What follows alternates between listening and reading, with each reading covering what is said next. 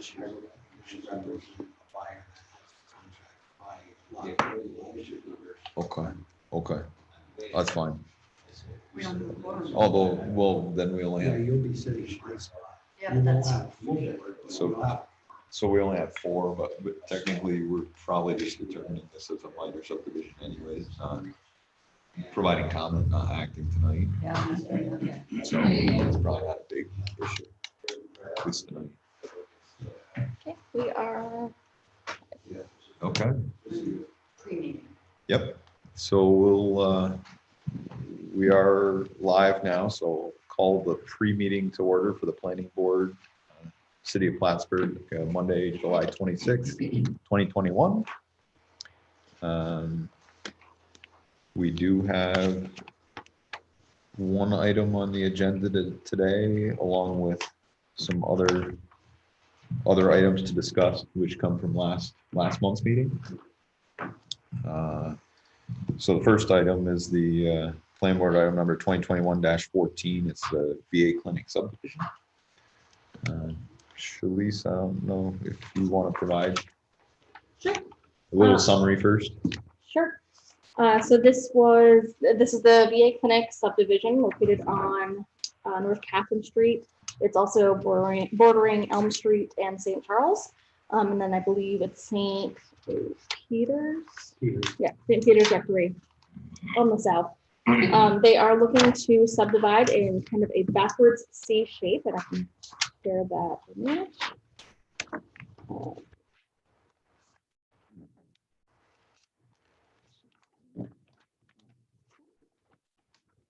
So this is they're looking to do a minor subdivision. No improvements planned at this time. They're looking again to do this backwards C shapes. So right here, they're going to leave out this section here where the red outline is, where the existing VA clinic is. They're going to leave that as the VA clinic, and then these portions to remain are going to be, I believe the intent is to sell it at a later time. There is not a currently identified use for lot 2, the former school, one-story school on this section of the existing lot. Right now, they are going to need a couple of easements and or variances, excuse me. One particularly for rear lot lines for both lots. They are looking to subdivide right down the Queensway. Here, connecting the 2 buildings, they are looking to subdivide right down the middle of that. They are going to need a variance potentially for, I believe it was open space on lot 1, the VA clinic open space. As of right now, we are missing in the parking table, we are missing dimensions on the building. So that is one recommendation or comment within the staff review comments, that we do need the dimensions of the buildings. Particularly the dimensions are used to calculate the parking need in that parking table. So we do need that at the detailed preliminary review. I don't think that should hold it up at all to move it forward to detailed preliminary. We'll just need that. That is a comment for the applicant to address in the future. Did note there is an existing parking lot here to the south of the VA clinic. I believe this is predominantly employee parking area. It is unstriped. We may need to see striping there just to calculate the actual number of spaces to determine that the subdivision won't create a shortage or another variance for parking. There is a proposed access easement and proposed parking agreement for both parties between the parcels, between the streets and this parking lot right here. So we would probably request from the applicant to provide a draft of those easements and agreements. And DPW, departmental comments, DPW did comment that they would like to see the applicant show the existing water and sewer service lines to both lots. MLD stated that an electrical easement from the pad mounted transformer to the old school building needs to be added. So we would need to see that as well. We did not receive any comments back from the building inspector. There's just been a flew vacations out of that office in the past month, so we did not get comments back. However, again, there are several variances needed for this potential subdivision. Lot 2, the parking on that one, there's a couple of options we can look at here. We don't know what the parking need or demand is going to be because the use of that other building is not identified at this time. Or at least at the time of application, it was not identified. There's a couple of options. You guys can request that they meet the most restrictive parking requirement that may be needed for that building. So you can prescribe that, or you can maybe include a condition that when they return or when they do identify a use for this second lot, when they sell it or whatever their plan is, that it must return to the planning board so that we can evaluate parking at that time. A couple of different options there. I think that about covers it for now. It's a fairly simple minor sketch subdivision. Shelley's had a question. Yeah. In the building on St. Charles Street, that was all classroom, correct? Right? Yeah. That's what it looks like when you're walking by it. Do we have any information as to the condition of that? Because it's been a long time since it's been used. I don't have any information for that right now. We can certainly ask the applicant that when they're presenting. I think at one point it was considered that potentially housing could go here. This is an R2 residential district, so housing would be a great option, particularly with the VA clinic so close by, Catherine Gardens, Senior Center. I think this would be great for senior housing, but we can't control exactly what use they're going to have.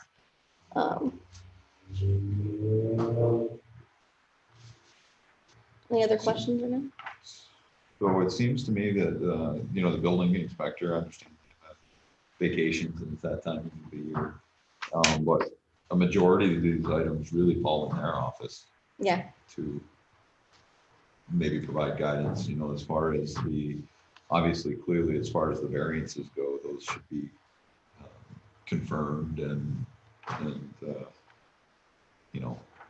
solidified through that department. the applicant was aware that variances would be needed, and I believe that they were going to coordinate with the building inspector's office separately. Same thing with parking demand. Truthfully, I would like to see something out of the building department's office on, what they, since the VA occupied this and had a building permit renovation most recently, that whatever calculations they had originally developed for that, that it fits with this subdivision. Yeah, Same thing, I guess, for the future use. Although I know we can't really define what they're going to use for future use. Building department ought to be comfortable that we're not creating a scenario where, once again, you need other variances or we're painting the property into a corner. I wouldn't think so with some of the spare property they have, but probably should at least get some concurrence from the building department on that. And I would think that that's probably a lot of the criteria that's going to be looked at by the zoning board in granting of some of these side yard variances and other variances. They're going to be thinking about that big picture. No, go ahead. Shelley, has the VA expressed any interest in the other building? Expanding into that building? not to us. We'd have to ask the applicant if there's been any interest in that.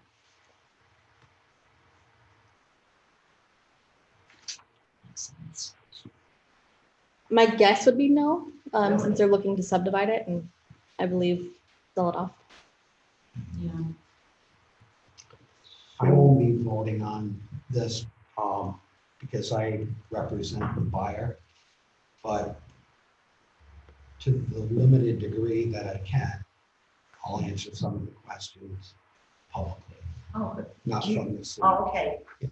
Okay. So are you allowed to comment on whether or not there's any interest on the part of the buyer to work with the VA to be in some way building upon or expanding their services?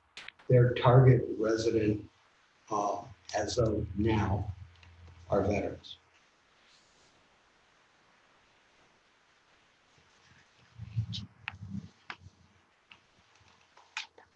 retirement home. Exactly. Maybe Plattsburgh is a community that formerly housed an Air Force base, as you know. And we don't have a specific property that is dedicated or at least given the opportunity to occupy, especially adjacent to the VA. Right, absolutely. No, I mean, most veterans, yeah, if they're going to be near VA services in retirement, they have to get involved. We're fortunate to have the Miller investment in our community, in the clinics. So tonight's application really, I guess, by the board is to determine, is this a minor subdivision? Provide any further comments, and then the applicant would have the opportunity to, ask us questions and move on to, they have variances to go apply for with the zoning board. If the variances, they'll have the county planning board as well to go see. And then we'll be coming back to us when things are complete in that regard for us to complete our review. I assume that this is an uncoordinated, unlisted action under seeker. Mm. So they don't need our seeker determination. The zoning board will do their own. Can move things along. Yep. Okay. Can we define a minor subdivision, just so we all know what we're. Per the code, I You have think your it's ordinance something right like there. less than 4, I think, or less than 5 lots created, I think is a minor subdivision thing. It It's just goes based on the number of lots. pretty much, yeah. I believe that's correct. I think it's less than 5 in your ordinance.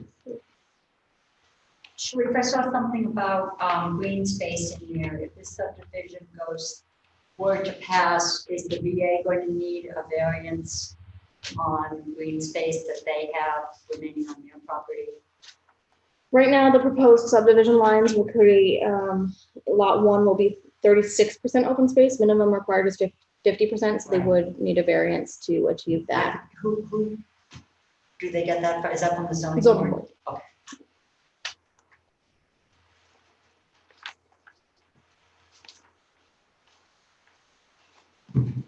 Well, are there any other questions or comments in regards to this application? What is considered the rear of this building? So Where the the, rear of the VA clinic building, where the variance is required on the 25-foot rear setback? this is the rear. That is the rear. Yeah. Okay. So the frontage, the address of this is on St. Charles. The frontage is, St. Charles. Actually, One's North Canton, one's St. Charles. Yeah. Okay. this, I believe it's 5180 North Catherine right here. And then St. Okay. Charles over there. Yeah, if you're on St. Charles, it's right up against Yeah. the sidewalk there. But that's That would be the front, not the rear. Yeah, The this would rear be is the the- front. yeah. For the proposed lot 2. And that's just a concrete canopy that attaches to the building. Right. There's no, Open air, right? yeah. There's Yeah. finished area. And do we know if that is coming down No, they're proposing to keep that, to keep that? Okay. which is what is going to create the 0 lot line there. Right. I believe under the ordinance today, rear lot lines would be front lot line from this property, as it exists today. After the subdivision? No, before subdivision. Yeah, there's 3 front yards on this property. And then after subdivision, the St. Charles, the school building would technically have 2 front yards. Yes, 3 actually. Is it 3? It would still have Still 3 up has- here. Yeah. Yep, up here would still be. 2 different front. Yeah. Okay. Creates some interesting calculations. Yes. Any other comments or questions of this application? Okay. If not, I guess we can probably discuss other business, which from last month's meeting, we continued the proposed local law about minimum parking requirements. Again, on this agenda. I believe Common Council did look at things in between timeframes and move the process forward a little bit. But did not take action. Is that correct? They took action to refer it to the county for county review. Okay. So they're moving the process forward, but Yeah. didn't take an official, action on it. Excuse me, Jim, can somebody kind of cycle through the process? Because I knew it was going to the county planning commission. And if they were to approve it, what happens next? How does that work? I'm not 100% sure at the Common Council level, but I believe it's similar to us. Once it's referred to the county, the application goes to the county, no different than an application we refer to the county.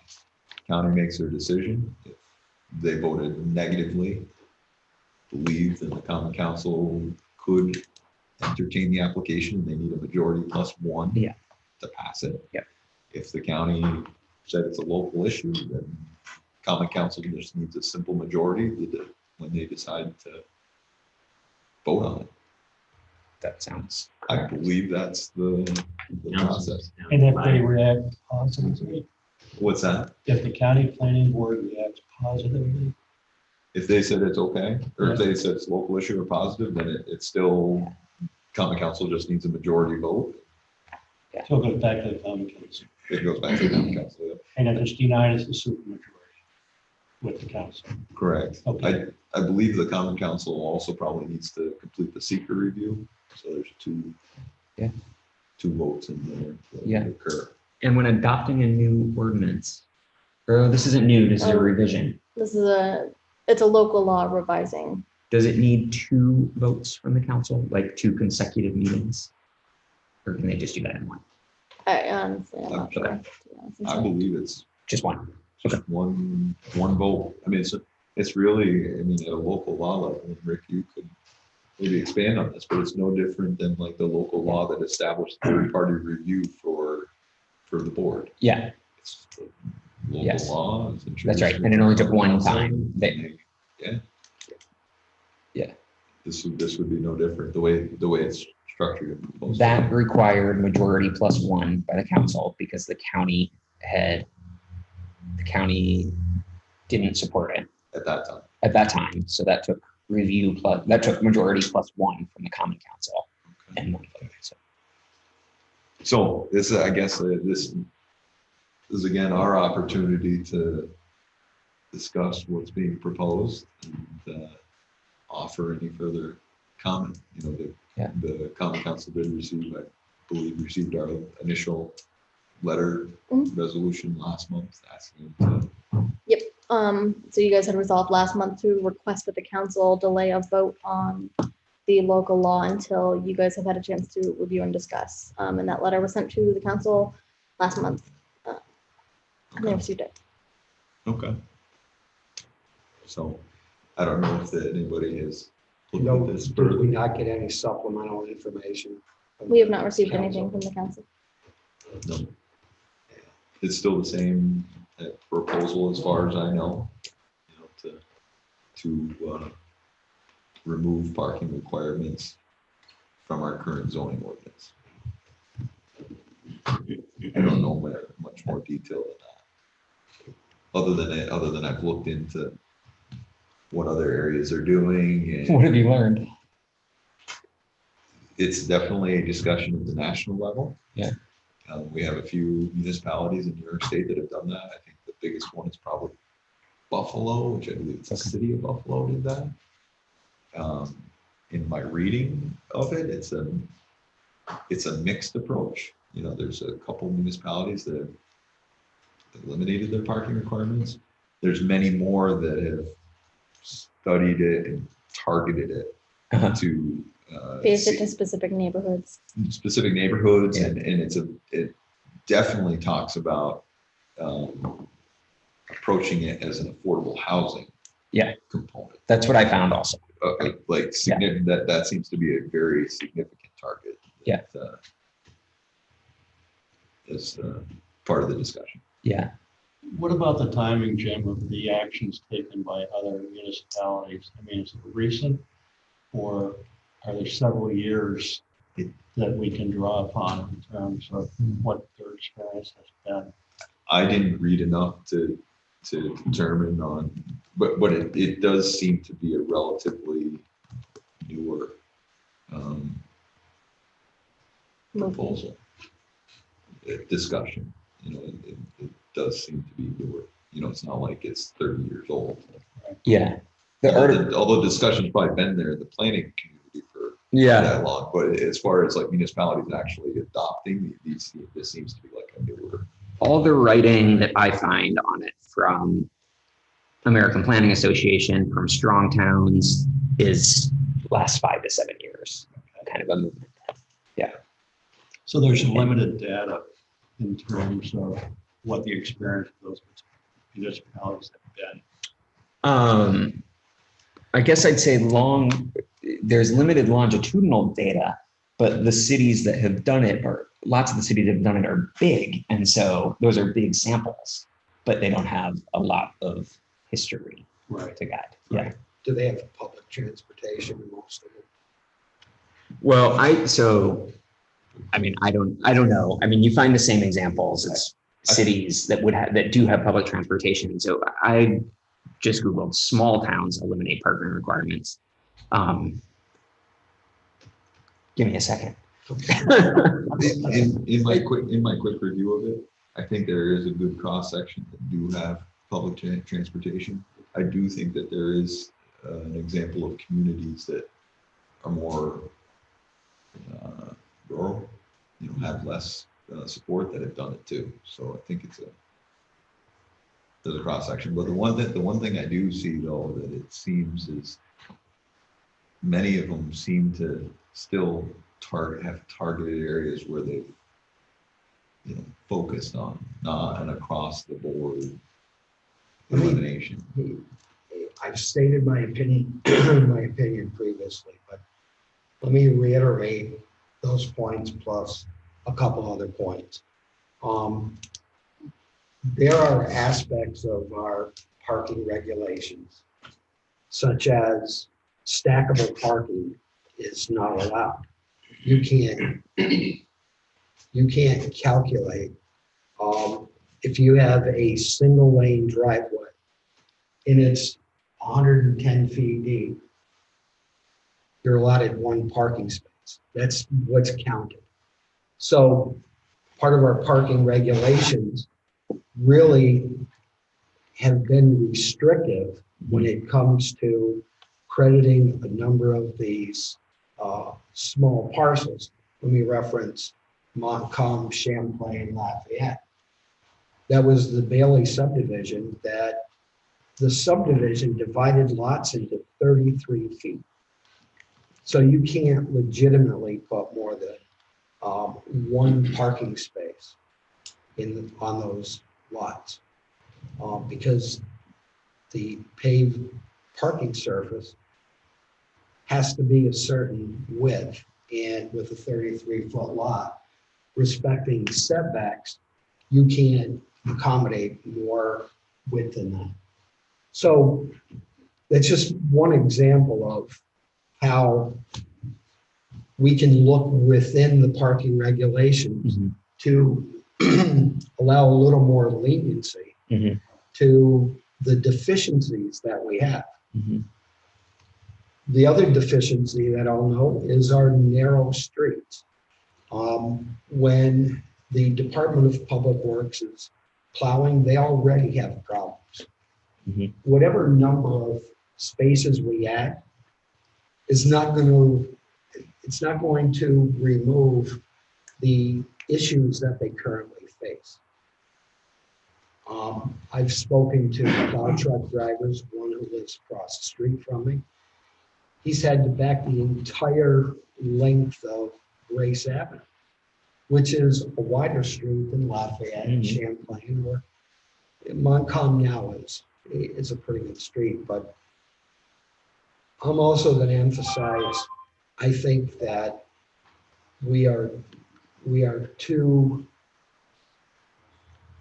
asking too much of a lot of properties that could provide safe, affordable, multifamily housing.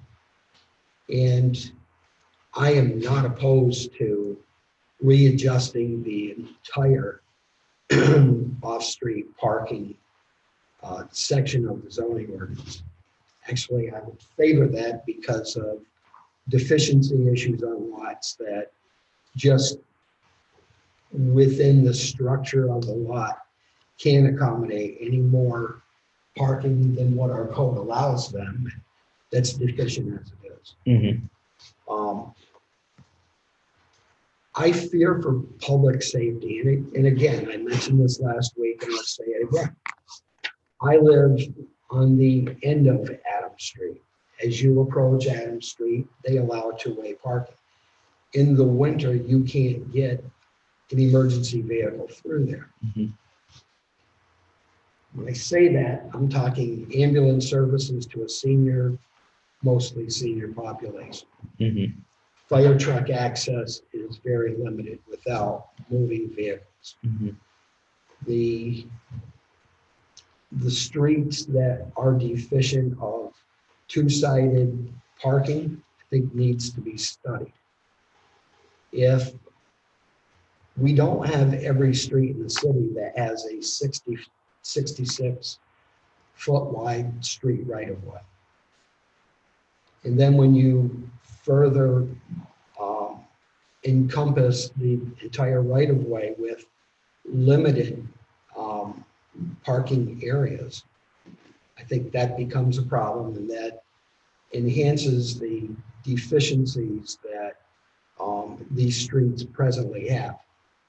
Maybe it's time we reassess that. Mhm. I think to blanketly remove parking standards Yeah. throughout the city in one fell swoop is a huge mistake. Yeah. I think it need all of these issues, and I'm sure there are many more, really should be looked at, studied, defined, and then come up with an overall comprehensive approach to handle all parking issues, Yeah. not just elimination. I don't disagree at all in that there are that we've got narrow streets, plowing is an issue, and everything that I have read targets the elimination of parking. We should move on to the agenda.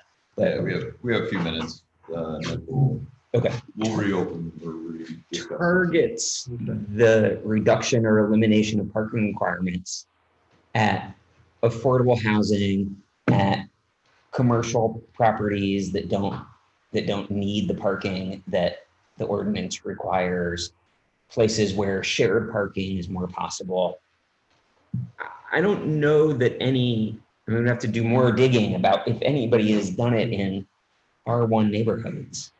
And so I wonder if there's room there to say in R2 or in commercial or in certain, right, whatever the other zones may be, that it should be targeted to there, or it should be or I also agree that maybe blanket elimination even in those zones isn't the right way, but there should be a parking study that's different from the parking study that was done on DRI, because that was focused on the Durkee lot and where vehicles will go when that building is constructed. So it's a different objective of parking study, but this ordinance revision should come after a full-fledged comprehensive parking study to answer these questions. Yeah. And to add about the R1, what do you do where you have large R1 districts with no sidewalks? Yeah. And no prescribed on-street parking today? You know what I mean? No control, there's no signage. There's very little. Yeah. I mean, it's definitely leads to some discussion. Yeah. Well, it is 6 o'clock, so we can continue this discussion after our application. At least we're all set and still streaming. Yeah, we are. Okay. Then I will call the regular planning board meeting to order for Monday, July 26, 2021. Shalice, can I have a roll call? Jim Abdullah, Yes. Derek Rosenbaum. Here. Greg Perry. Here. Reg Carter, Here, Kurt Burbidge, Yes, here. Loretta Reed Zimmer. Here, Okay. And Loretta, you'd be alternate for today, correct? Okay. Before we get to the regular agenda item, if we can all rise to the Pledge of Allegiance. Pledge allegiance to the flag of the United States of America And to the republic for which it stands, one nation, under God, indivisible, with liberty and justice for all. Okay, thank you. So moving to our regular agenda item, planning board item number 2021-14, VA clinic subdivision. This is a project request to subdivide an approximately 3.29 acre parcel with existing improvements into two parcels of 1.21 acre and 2.08 acres. It's located at 5108 North Catherine Street, zoned R2. Sharice, if you have a brief summary. Before you open up the street, I have to excuse myself from this vote. Get up from the table now. Okay. Reason for excusing myself, I represent a buyer that has a contract to purchase the property. Thank you. So Loretta, you will be acting member on this application. Okay. Okay, so again, this is 5108 North Catherine Street, the current site of the VA clinic, former site of the Seton Catholic Academy. This is a map showing where it is located. It's bounded on the west by North Catherine Street, on the north by Elm Street, on the east by St. Charles Street, and on the south by the St. Peter's Rectory. This is a map showing that it's located within the, I'm sorry, that's not supposed to say RH right there. That is the R2 district. These are just existing site photos showing what the site looks like today. This is looking at the VA clinic, and in the distance there, you can see the one-story old former school building along St. Charles. So this is looking at the building from the parking lot to the north of the VA clinic. This is looking at the property from the southwest corner. So this is kind of near the North Catherine and Cornelia intersection.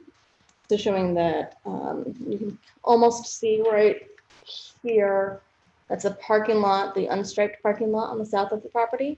And this is the green space that is going to be retained with this parcel over here, lot 2. This is the corner of St. Charles and Elm. So there are existing parklands right there, formerly owned by the school, currently owned by the whole site, and this will be retained with the former school building section of the parcel. This is a map. It's kind of hard to see at this resolution, but it's kind of hard to see. But this is the site, the proposed subdivision map.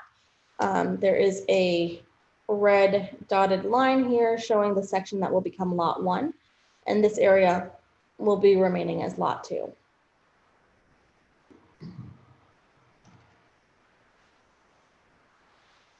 This information was pulled from the zoning table and parking table. Right now, they do need variances for rear setbacks on both lots 1 and lot 2, as well as an open space variance for lot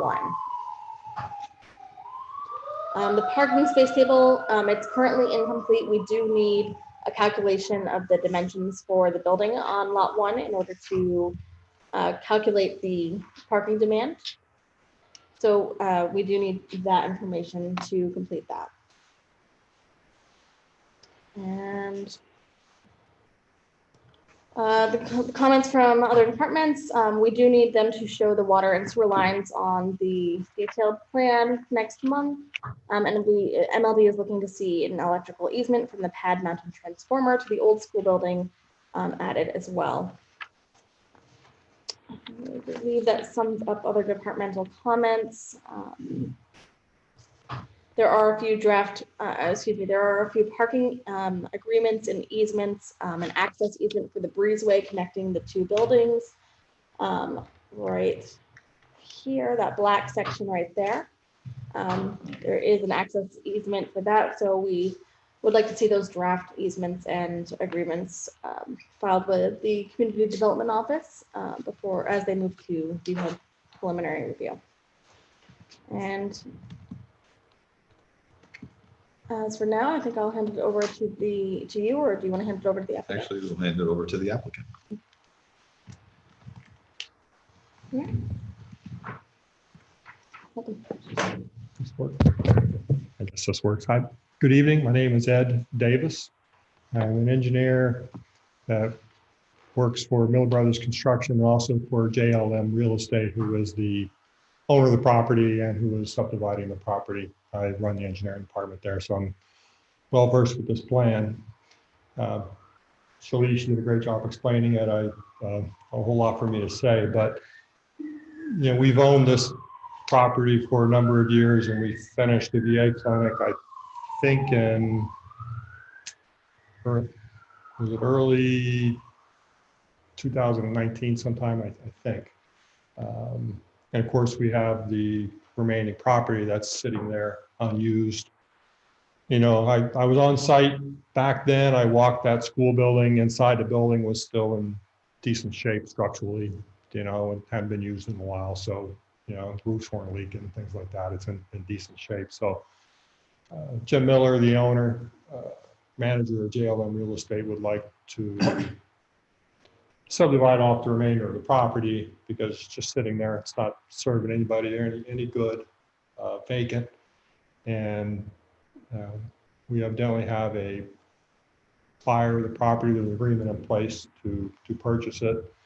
And I understand that it is intended to be for residential, like apartment uses. And I also heard that there's a good chance, the target, at least the target resident would be the VAs, which I think is a great use of the clinics right there. I don't know of any intention to expand the VA clinic. It's a fairly long-term lease right now. So, we'd like to subdivide the property and see it get used for something else than just sitting vacant.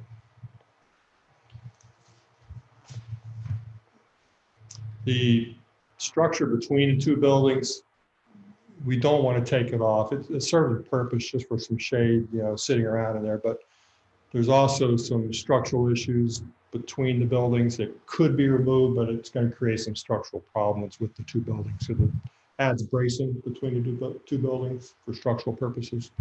So that's why we left it on there at the time of construction. It wasn't recommended to take it down without doing a bunch of internal work in the buildings.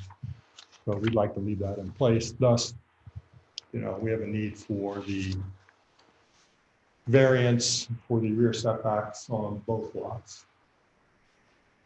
I created the subdivision so that lot 2, where the school is, actually would comply with the open space, knowing that the VA, it's used, we have adequate parking there. The way I subdivided it doesn't meet the open space requirement, but there's still open space on the lot, and it has all the parking it needs.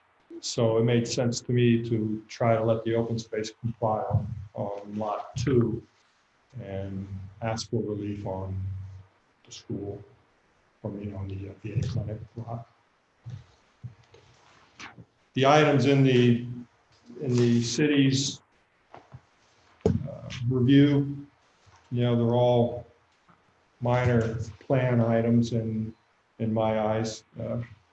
Ralph Skisler's here, our surveyor, prepared the plan. He'll update the plans to reflect these comments. And we need to get onto the zoning board agenda. I don't know when that meeting is. I think it might be on the 16th of August. That sounds about right. Yeah, I don't know if we can get on that agenda or not, what the deadline for that submission is, but if we can, we'll surely try. I believe that deadline might have been this past Friday. Okay, so we'd probably be on the September 20th I think would be the next one. On that. Does the zoning board like to see recommendations from the planning? Do they ask for that? The planning boards for the hearings at all? No? Not always. Not on the planning board. There is a departmental review that the zoning board does send to departments for review. So there's an opportunity for the community development staff to comment on it. It'd be great to get a recommendation from the planning board to the zoning board if possible. And we can start working up the draft easement agreements for the two lots between the buyer and the seller. So we can work with them on that.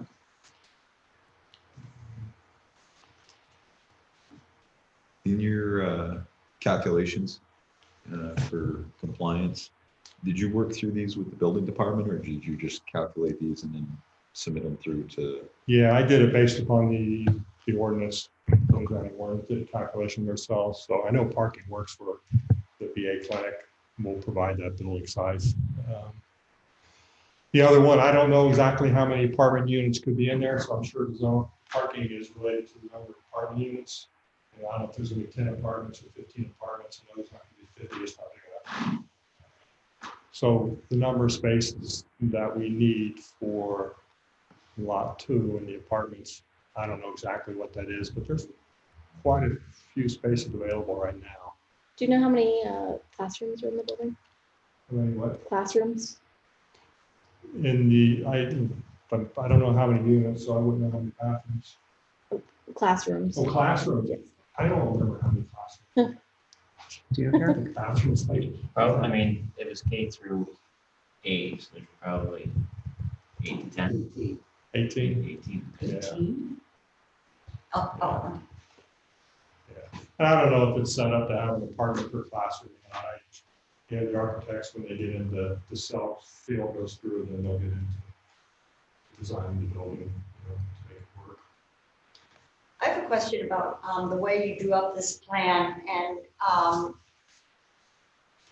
where there would be a separation of where a property line would go on the south end, where there's a small field right now on North Catherine Street. Yeah, right there. What was the reason for not just having that line go straight? To provide adequate open space for lot 2, so it would comply with the open space requirements. Really? I And- mean, even with all that space down on the north end, Yeah, there wasn't going to be enough? the open space right now for lot 2 is, I think, 53%. 54%. Is it 54? 54%. Yeah, so it's just over the allowable 50 right now for open Okay. space. And what, I mean, maybe this is where you're going with this, what I was gonna ask, what if you shifted everything to the right and, or were you trying to have another access in from North Catherine Street? Just to square it off, I mean, if for nothing else, to create a bigger open space on that. Derek, are you Well, that's suggesting fine. Yeah, using if you this green shift space and moving everything, it so here? you move which would be the north property line right up against the parking lot. And then the south property line right up against. Right, the south. right. That's what I was wondering. From our standpoint, I don't think it makes a difference. I'd have to talk to the-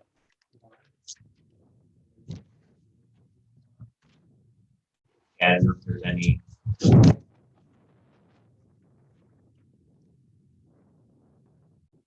Showed a parking area in that site. So the vision my client had was that will provide close, safer, more convenient parking for the targeted resident that we anticipate being there.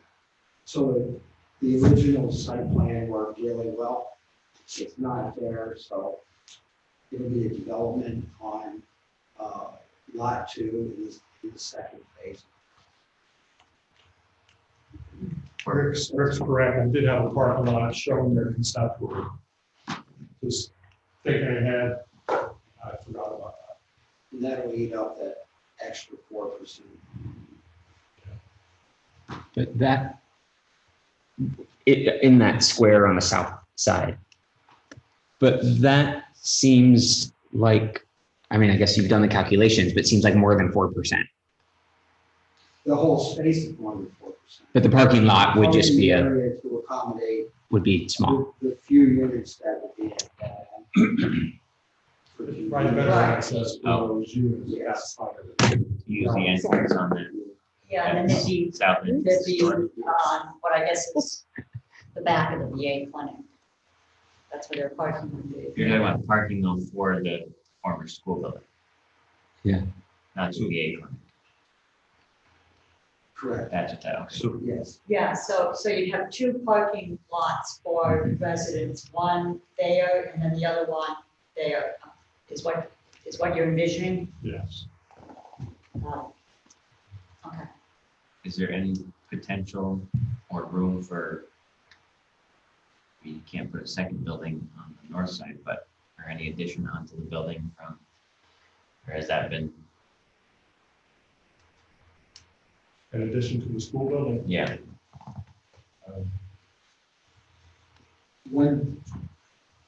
One thought that we've had in discussion is that if you maximize the number of units within what's allowed before you go to a planned unit development, you're at 24. Any further expansion would accommodate more than the 24 units. Population that we're looking at historically are single or two-person families.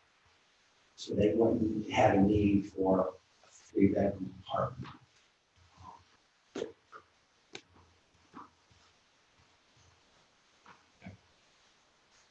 Are there any,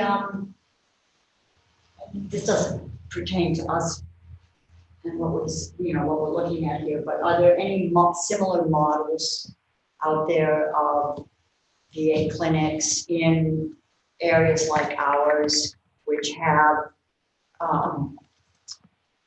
housing for veterans adjacent to the clinic? I don't personally know of any. There may be. I don't know. I'm just curious as to, I mean, if there are, how those are impacting Yeah, this I model. mean, I could reach out to the people that are leasing that building for the VA clinic and ask that question. Yeah, I mean, it's just, I'm just curious as to, Good question. Could ask them. So I'm interested, the target audience, will the complex have any kind of covenant or, requirement of veteran status in order to live there or be limited? The process hasn't gotten that far. Okay. Where we're writing covenants in. Okay. Once the land is conveyed, we have contacted our see if there's any assistance in the development of Yeah. and all that stuff.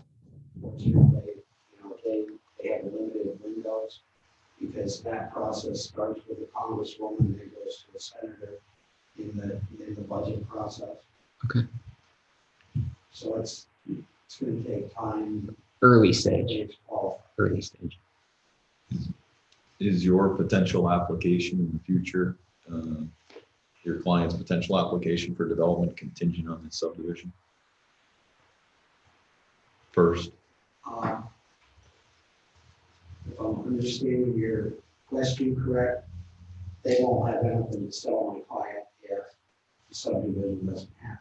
okay, And that's the intent, is bring up his capital for veterans clinic in other areas, while my client is investing his capital in development of that housing.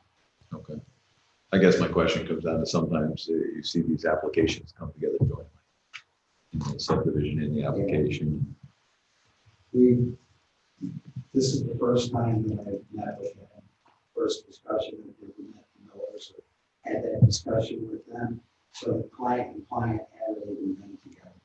Oh, okay. Okay. But I think if I'm hearing your response to the questions here, you're generally agreeing with this subdivision shifting to the south. Is that correct? We feel that that vacant portion of the lot provides safe, convenient access. If the long rectangular building on the south end and on the north end are exits, as well as the center of the building in the St. Charles Street side. So if we have a disabled individual that's parking on the north end of the building to access his housing unit or her housing unit on the south end of the building, it's a significant difference with someone that has physical challenge. So setting up parking on that north end for people that live on the north end of the building. Yeah, And then have the parking lot where the current parking lot is. So we're gonna leave a lot where it is. Gotcha. So we try to sometimes prevent irregular lots. And here we have something in the shape of, I'll call it the shape of a C, right?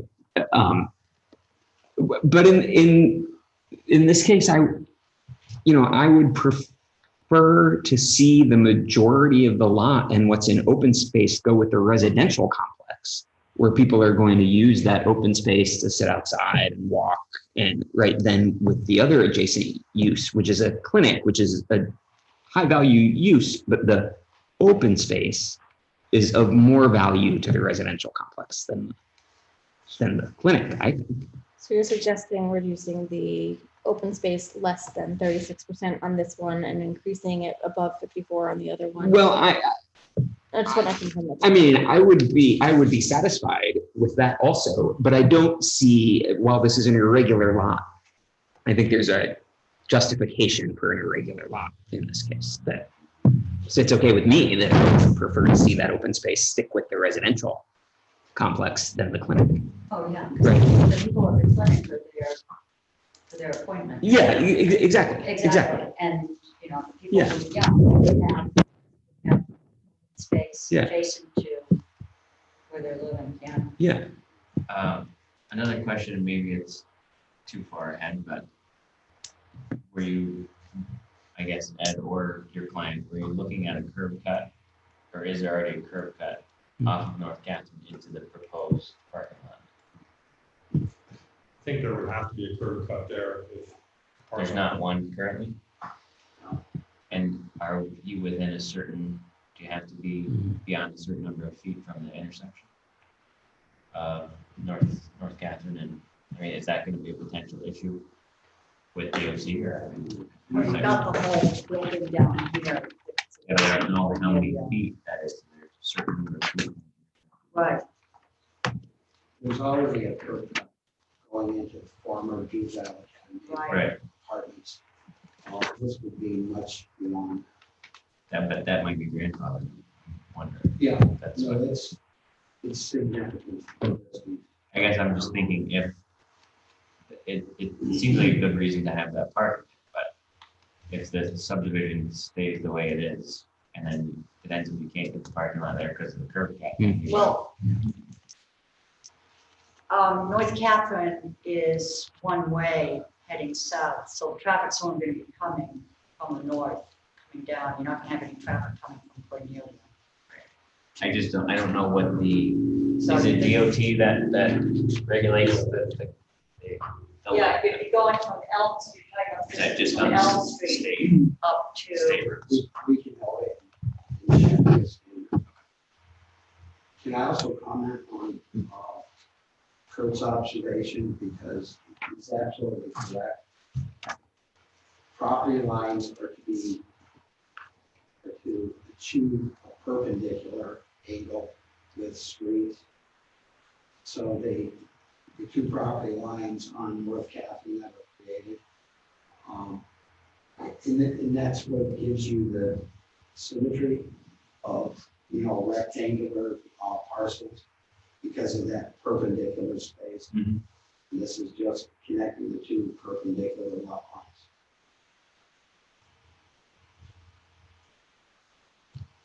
you think there would be any opportunity for shared parking on that south end of the VA facility? Eliminating the need for the Gonna say second. it's possible. I don't really know how many that parking lot right now, but I haven't seen it in operation. But if you're asking, could there be an easement or something through that parking lot, or to share extend that? You said leave the parking lot like it is and just share, or to add on to the parking lot and share? Add on to it and share it. Share the curb cut, add on to the parking lot. I mean, Yeah, it's money things up. and then it would keep the property squared up on the north side. Current curb cut is very close to just the VA. So you're kind of pushing all traffic back along the element that almost pushes that, flow in on. So then you have another curb cut. So you'd have two curb cuts regardless. Yeah, a curb cut close to the proposed property line. Mhm. And to give you the distance, we have to do this way, but again, part of the traffic is going towards the main street, so it's not like you have going towards it, so. And you have a current driveway right on the north side of the old factory, and a lot of the obviously parking there, the church across the street, the parking lot, and parking lot. Last time I was there, they had that parking lot, the employee parking lot was probably half of it. But I don't know, historically, how many people actually there. That was not parking before the VA. There was a parking lot Yeah, there that was- before. Yeah, we didn't Was have it that. parking there before? Right behind the building. Yeah. That was parking. Yeah, it's not Years locked, but see. Yeah. But then there was a playground, which is. Right adjacent. Yeah, Right. that's Yeah, what there they- was a playground there, they had they had a statue in that corner, that bottom corner right there, they had like a little concrete area with a statue. little block. Big grass area, they had a play area with the chips down. playground. And when I can do the parking spots, I use that area and just did a standard 9-foot wide parking spot. Spots that I get in 9 feet right across there, so that's what it was when I created that table.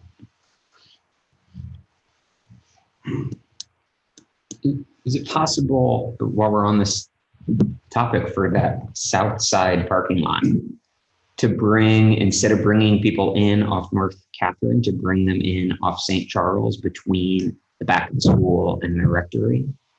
Is that space there wide enough, and then to tuck the park in right up against the school?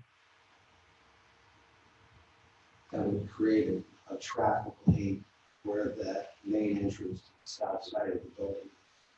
There's not I don't know space. what, That might need a council approval, creating a throughway between two streets. Kind of like we had to do with Violet's home.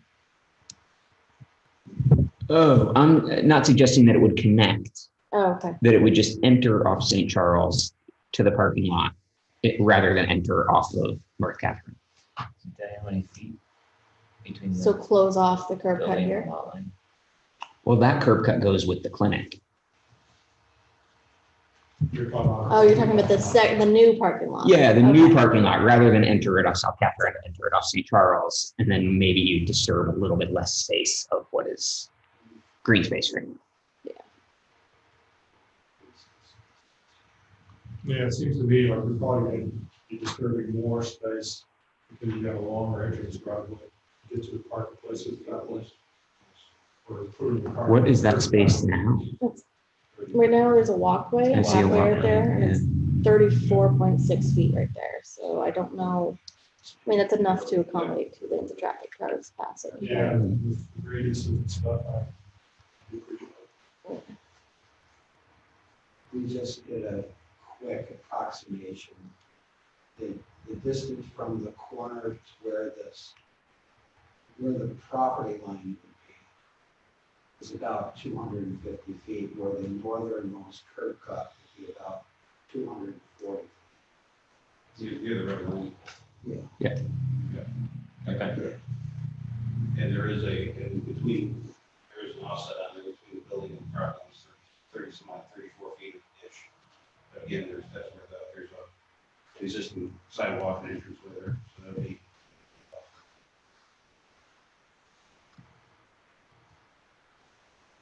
Ed, on the covered area that connects the two buildings, is that essentially just wide open between the two exterior walls of the two buildings? That's where the boiler room used to be and was just, everything was gutted and taken out there? The shaded area. Yeah. That was for the building.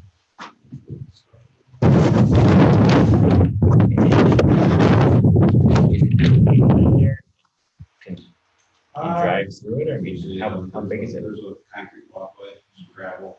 They did have like a fence on one side, keep people from walking through this point. Okay, I don't want to say temporary, but it's a nice, like stock, plastic stockade type fence in there. okay. Yeah, right in front. And then there was at least a very concrete walkway. Okay. Is this garage going to remain or be taken down? I don't know. I don't know how much green space that might save you.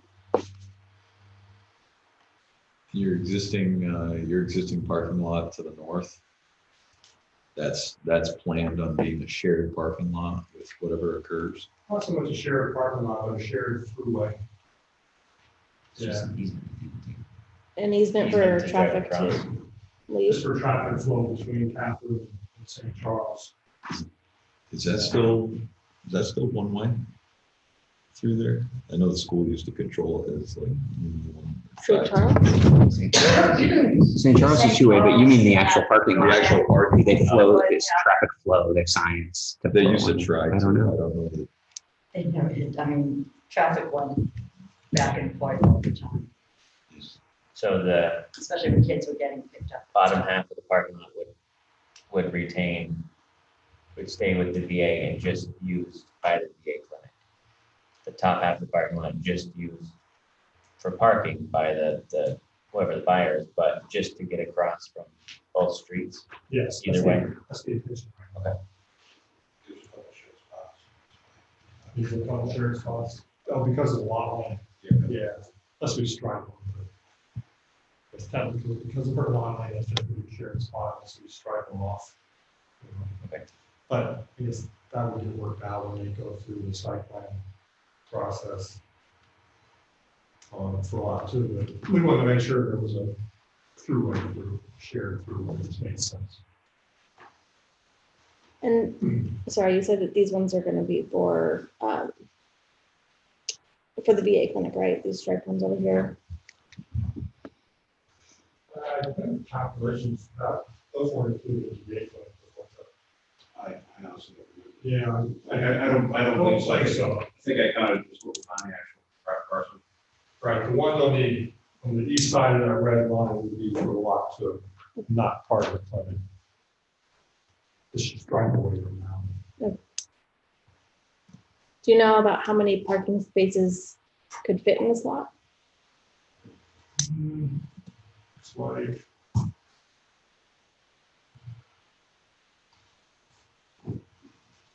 Probably at least 30. Yeah, about 30.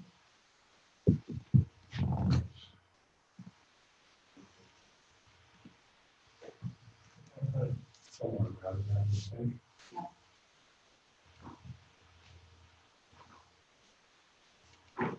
So It's a lot. of parking. tonight is really just deciding it's minor subdivision. Correct. But giving any thoughts to when they come back with a full drawing. I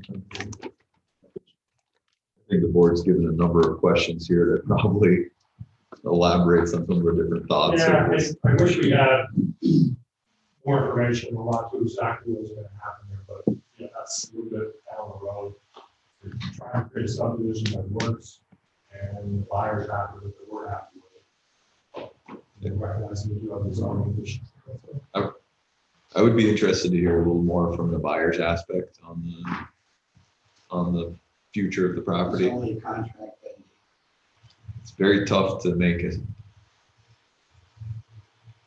minor subdivision on a major block like this, which has been sitting for a long time. I think it's great. It's great to see the proposal.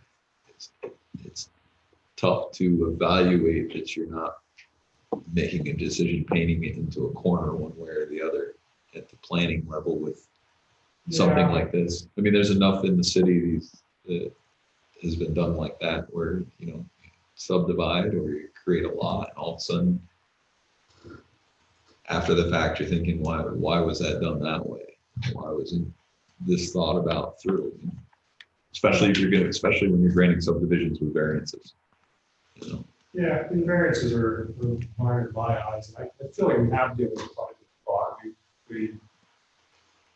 We're comfortable that there's going to be adequate parking for all the uses. We know open space is pretty strict right now at 50%. I feel like this is pretty good. Honestly, unless you were not subdividing, looking to split these two buildings in one.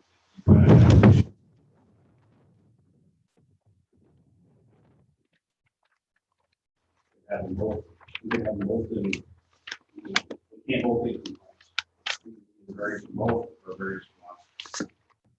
And we're trying not to raise the bill to the school. Nice to see it get repurposed. if my client is successful, his intended use will comply without the need for a variance or special use permit for the former school. Rick, Someone had asked a question about the condition of the building. Yeah. You know, life safety has always been, you know, my focus in my profession. This is like one of the safest buildings I've seen. There's cinder block walls on the inside, there's concrete on the ceilings, concrete on the floor. Easy access, easy emergency egress. You know, it's all on the first floor. For this target, you can't ask for a safer building structure. Now, as how far many, as how many variances units were they go, looking to make? Those will not exceed 24. There will be no need for planned unit development. So at 24, I think that would be about 45 parking spaces required by the code. Approximately. What they're proposing shows, looks like plenty of parking for 60, actually, potentially. On lot two? No, if they use the two with the spots. second parking lot. Yeah, With with the the second second one. parking lot, that's gonna create enough parking for easily 60 or more vehicles. Now, as far as the variances go, typically we see the project come forward once they've gotten variances in the past, right? Correct. So, are we restricted on doing anything until those are granted, or how does that play out? I believe that would be the case. So, but this is just for the minor subdivision, Correct. or to deem it a minor subdivision, and then, You can declare it a minor subdivision tonight and you can approve a sketch plan review, but you wouldn't be able to take any final actions on the project until. until the variances. So, we'll do that next and then come back depending on what they say.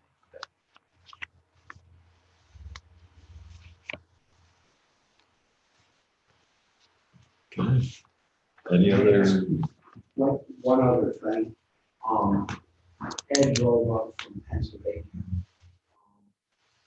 I had mentioned it to Shereen earlier. Will he, in the next meeting, have the option to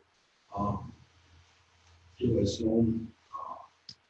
It's my understanding that the Zoom option is still available Yep, we still have it available. to any applicant, so that's something you surely can consider. Appreciate that. I love face to face. I thought the first meeting was good to meet everybody and explain the project, but next meeting, there's a couple minor things.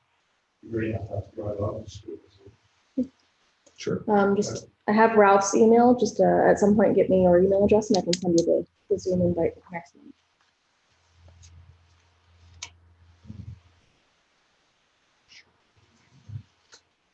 All right, I'm here for it.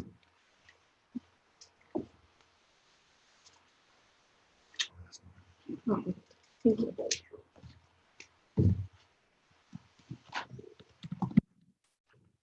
Thank you. Okay, Thank you. Thank you. Are you guys gonna make a motion on the resolution? And this is the resolution deeming it a minor And approving the subdivision sketch. and approving the sketch. Okay, we do have a draft resolution in front of us for minor subdivision sketch plan. Do I have a motion? Any comments? Does that assume, Jim, that we've accepted the lot layouts as proposed? Generally, yes. If Okay. there's any comments to, have the applicant look at things or adjust things, that should be outlined now. So I have a question because the resolution that we have is minor subdivision sketch plan review, which to me means that we're being asked to approve the subdivision as a minor subdivision and approve this subdivision. Those are two different things, right? Is it minor is a question. And then do we approve this? And then also accept the sketch plan. And I think that we have asked for more in a sketch plan before. Yes. And we don't have a lot for the sketch plan here. I'm comfortable with calling this a minor subdivision, and I'm comfortable with accepting the subdivision plan, but not comfortable at this point accepting what we have as the sketch plan. Does that make sense? Which allows then the next steps of planning, of concept planning to go on. Am I right on that? So sketch plan would be like the overall concept. If there are specific comments or things that you want to see adjusted in the detailed plan, for example, say you wanted that lot one shifted and taking up that southern section that they want to do in the parking, you can make that one of your comments that goes in the resolution so that when they come back with the detailed plan, that is the detailed plan with the changes that you're requesting in the resolution. Okay. That is correct. That's ultimately, that's why I'm saying, we've offered comments to the applicant. If there's specifics that the board agrees upon in terms of, shifting of lot lines or anything, now would be the time to let the applicant know. Well, okay, then, right. So for me, the subdivision plan is acceptable to me, right? The kind of C shape and the dimensions that are there now. But in terms of, but I want to know numbers of units. And it seems like that's a bit fuzzy. I want to know about the dimensions of the proposed new parking lot because that could require, I could imagine that to get the right number of parking spaces, that it might take you below the 50% open space and that we would be asked, the zoning board would be asked for another variance later, right? On like a phase 2 when that is built, but I would like to know that now. But we're just considering subdivision and not future use of that building. So that's my question. Are we just considering the subdivision, the new property lines, or are we considering the new property lines and this fairly limited sketch plan? I'm okay with the property line component at this I point. thought we were considering just a subdivision. And the details associated with the second building is really a separate project, yet to be defined. Yes, With the level and of detail that we'd like to have ideally today, the process is just not that far along. We're just talking about a prospective buyer. So this does get down to where my discussion was leading in terms of where the subdivision could be like a cart before the horse. And it leaves the planning board in making some decisions on, this is a subdivision with variances. It's the best thought out that the applicant believes it's thought it out the best they can at the moment. Some of your questions, Kurt, I do believe do lead into what would be a future site plan application. You know, if we approve the subdivision as presented, that's really on the next applicant. You know, they're gonna prove whether they can meet their development, and yes, they might need to come back for more variances. They might need to adjust. I mean, that's. One thing I was Yeah. wondering, this lot configuration may work given the possible utilization of that building.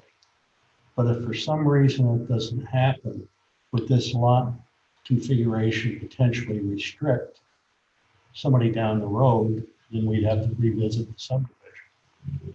I'm just wondering if there's enough information at this point, not to debate whether or not it should be subdivided, but to question whether or not that's the appropriate subdivision in terms of how it's defined. So Yeah, it's, I don't know. it's a question. and I would add a couple things to that. So I'm also not clear if currently the VA owns the entire site. It's owned by JLM. VA said 10. We lease it to the VA, You own the entire site. and we lease it to. Okay, that answers my question. I wasn't sure if you had the ability to represent the owner. You are the owner. I missed No. that. Yeah, great. No. Okay, We lease it to a company that rents it to the, yeah, we own. Yeah. Yeah, we're trying to get something to go here. Yeah. For our good and the town's good. We gotta start somewhere. And conceivably, you could have come and said, we want to carve out this property and put it up for sale, and we have no idea what may happen there. And we would be asked to approve that subdivision without any plan for the C structure, and we would probably do it because that's within their right to have their subdivision, their property subdivided With variances. with variances. Yeah, that they may get. Yeah. You have the. We're trying to be as transparent. Yeah, totally. And the goal of using the property for veterans housing is a great use. I don't know, but I'm not sure if we've approved sketch plans, if we've required more of sketch plans in the past. You can request the details to come back in the detailed Yeah. plan, and if the detailed plan comes back without, Yeah, not to your satisfaction, yeah, you can request more and then continue the detailed review. I was gonna say, there's nothing stopping you from review, you're gonna review the detailed Right. plan when they come back. I mean, Think about McDonald's. Yeah. yeah, totally, I right, was gonna say, I mean, right. Wasn't the best way, but that, In response to your question, Reg, about like what happens if this is restricting some development in the future, what we're talking about tonight never occurs. I asked that question a few weeks ago at, I think, a council meeting, a common council meeting. And they said, well, it's just subdivision lines. We just redraw them. So, Well, right. the other thing is, I mean, they already own it. And they do own it. Yeah, they own it, so they're, yeah, I mean, quick, it is in Yeah. their best interest to sell this piece of property. And, yeah, so, I mean, this is a way to sell that piece of property to an entity that will Yeah. hopefully be able to support the mission of the VA clinic, Yeah. which is also in their interest. So everything about this is supporting Yeah. the vision and what they are trying to do on this entire lot. And the word sketch, does that imply that we're working with the best information we currently have available? Based on that information, eventually the planning board would support the project moving forward. Right. And that's what we're approving. Right. And we don't have to finalize the lot lines at this point until we have more detail. right. I mean, is Essentially, that fair in a terms of, concept. moving this thing along in a positive way, but not restricting ourselves as it relates to potential eventualities? I was gonna say, the applicant has heard from us a number of comments in regards to parking and uses, and, shifting parking to the south. I mean, hopefully those are all things that they consider in their detailed plan when they come back and have a general response, how they deliver their final detailed plan. That's, Yeah, if I can make one point though, I don't know how far along they've gotten, the buyer's gotten in evaluating the building. It takes a lot to evaluate the building and figure out how many units you need to do, or how many will fit in this building. Structurally, how much space, it takes quite a bit of work. And I don't know if that's gonna happen at this stage of the game. Yeah. Honestly, I just don't want that can't happen. If I can give you that much detail, I don't know. That's where we talked about potentially that's the second project. Right. Right. So it's really just, do we like the way the lines are drawn now? Yeah. Calling it a subdivision, and I know what you're saying, like visually and trying to keep things squared off and all of that. But as Rick mentioned, you know, they are parallel, and it's not uncommon to have a larger lot that's got a smaller lot cut out of the middle, and then having this, well, backward C or upside down U, or whatever you want to look at it. And the way the building runs along this, basically entire block, it would make sense if it's used that way to have things that way. But even if you shifted the whole lot down this way and then you had a bigger chunk on the corner, and that's how I've looked at it in the past, you can't really, it's just green space. Unless you can get a variance to build a second building there and have enough parking for all that, so it's not like it's really going to affect the use of it, right? we eliminate our no parking requirement. Right. It'll be a nice block. Right. Yeah. Then you can do it. Yeah. I just like to reemphasize that my client is a contract vendee. There's a lot more that has to happen before they become actual owner. So we can't speak on a definitive plan. Everything is speculation. What I can emphasize to you is this particular developer is seeking a use within a number that will comply with the existing zones. Yeah. Now, Okay. what I think our mission is to put that on paper in a conceptual idea. And that's what sketch is. Sketch, until it becomes finalized, it's a work in progress. Yeah. We'll work with Ed to put the numbers together. And hopefully that gives you what you need from our point of view. It may never happen if it doesn't close. Right. We don't know. Right. Yeah. But this is the highest, this would be the highest use permitted by the zoning ordinance in terms of parking, in terms of the number of units, without getting variance. Also, I think it would be, I know in my short time on the board, we've seen sketch plans that have been incredibly detailed. But I don't believe that should be a prerequisite for getting, for doing, dividing this up into two pieces, because investing the money in coming up with a detailed plan when you don't even know if you're going to get a lot that you can buy.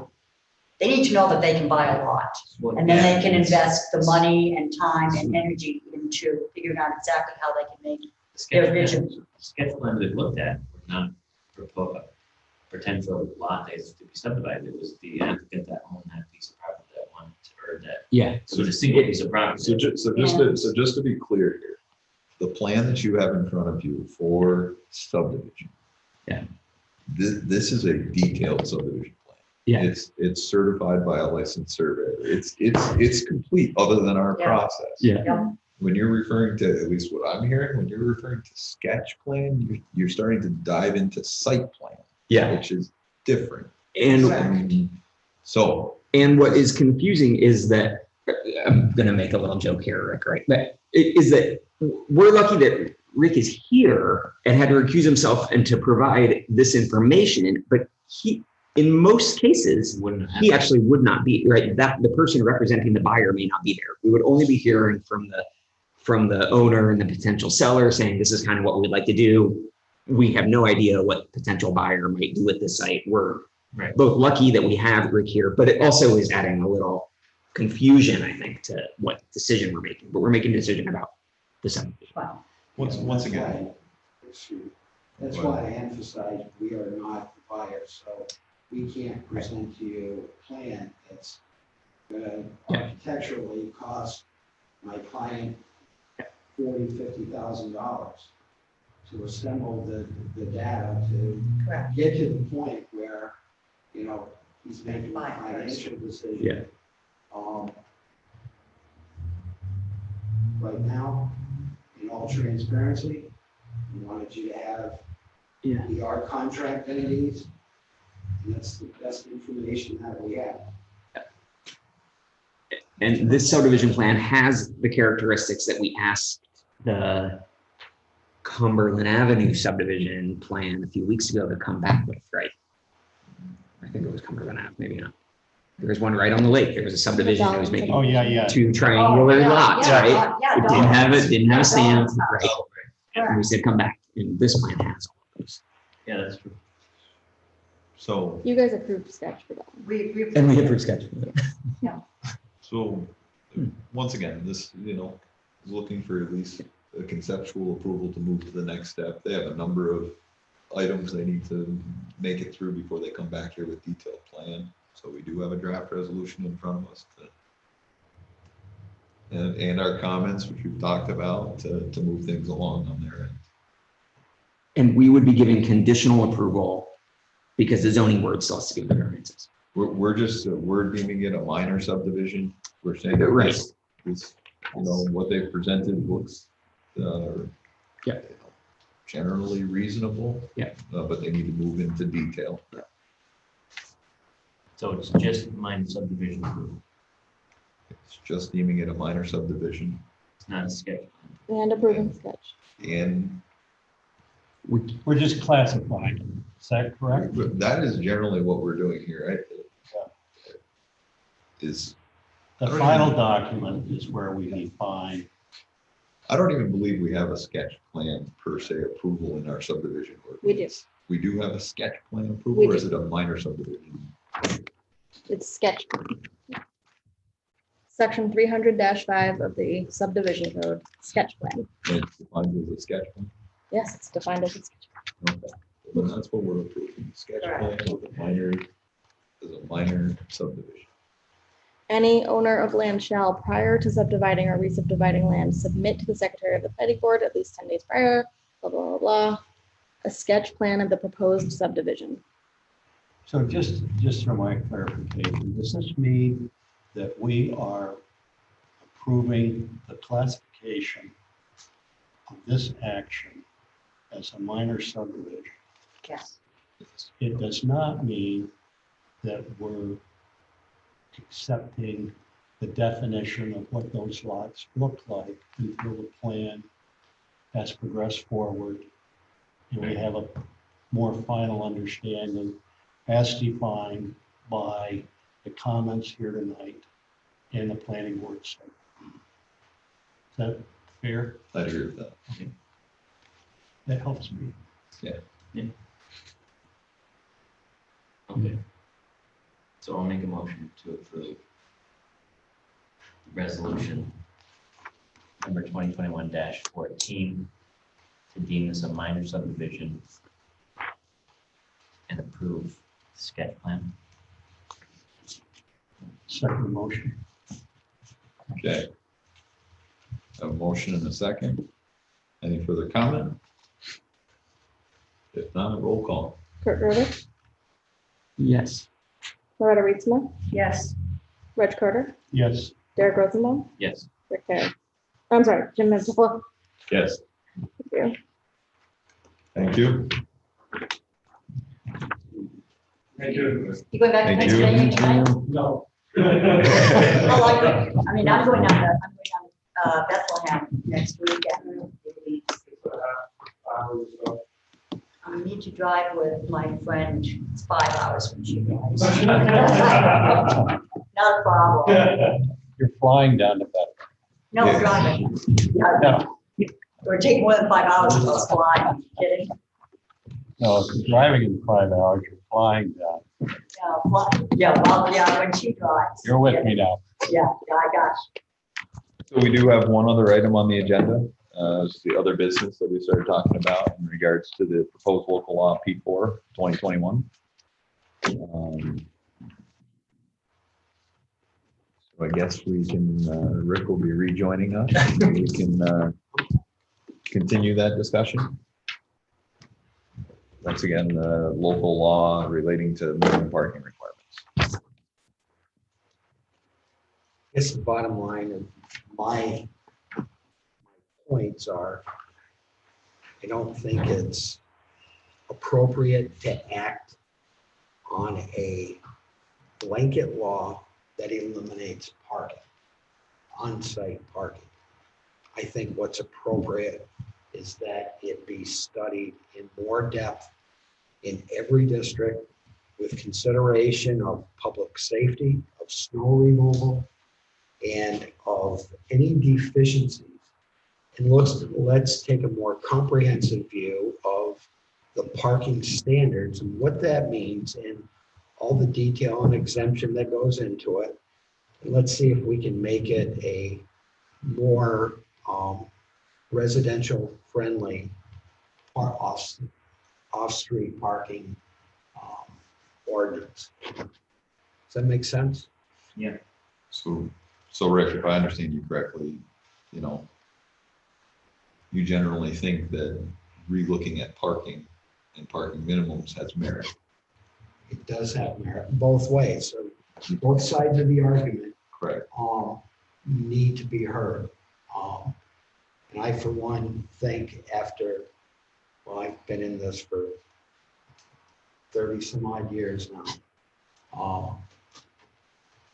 Parking is the #1 issue all over the city, in every district, whether it be R1, R2, B2, B1. It's an issue. Issue in what sense?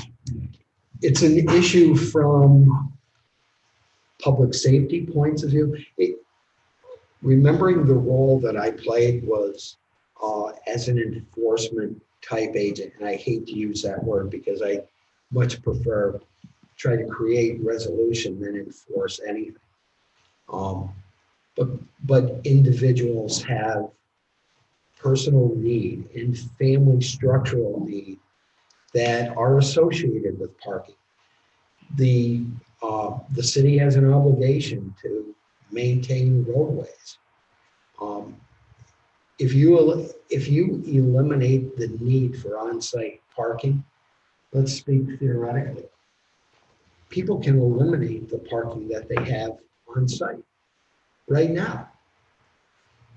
What would that do with the total number of consumed parking spaces on the roadway? I know it would be difficult in many areas that already have deficiencies. I just think it'd be helpful if we could articulate, some clear examples Yeah. as you highlighted for us as to, the concern, that the planning board has and what would drive, examination of parking regulations throughout the city. And the danger of passing a blanket resolution before that study has been completed, reviewed, and ideally debated, if necessary, if appropriate. And I would even start that discussion off by saying the planning board does understand that parking regulations produce undue hardships on people, whether it be a tenant, whether it be a property owner. And some of it may be unnecessary. But what do you do? Because you eliminate parking standards doesn't mean that people are not going to buy vehicles. And they're still going to need a place to put vehicles. And that's why all the detail that we've been discussing really needs to be examined and vetted, in the most comprehensive solution be the result, not just take a portion of it. I think that adjustments could be made within some of these standards that could immensely help, with the parking burdens that we have both on the street and off the street. So is the council watching right now? I'm being facetious, but I mean, it's up to them. And no one's asked us for our opinion. We've given it during their public comment. At this point, they didn't vote, but they sent it to county, whatever they say, that the council could vote at the next meeting, essentially, after the county's done. So, I mean, as a board, what are we able to actually do? Well, so we didn't give them an opinion. We gave them a be patient and let us form an opinion. Okay. Was our letter.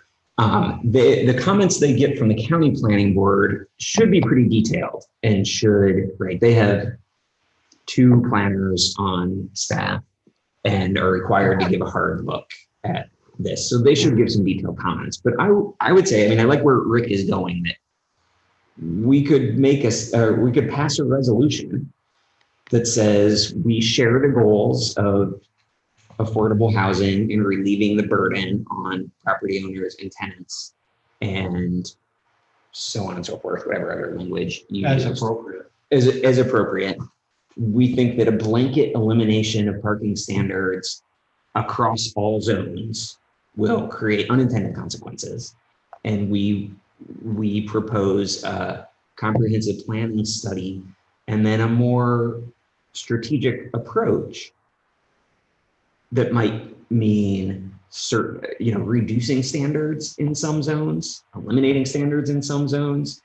But we don't know the outcome, but that would be our resolution, is that rather than pass a blanket elimination of parking standards, we would encourage the council to I would say a more conduct a study. surgical approach.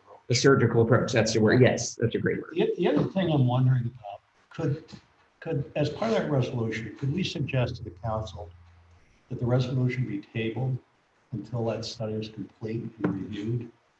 I would think it would be, I would encourage the council to make it through a complete comprehensive study of the city, to make it through a complete evaluation of rezoning of the city. Yeah. That discussion has been on the table since I was on the planning board. It's been on the table since before I started my career. Yeah. Our continued use of these individual local law amendments. Yeah.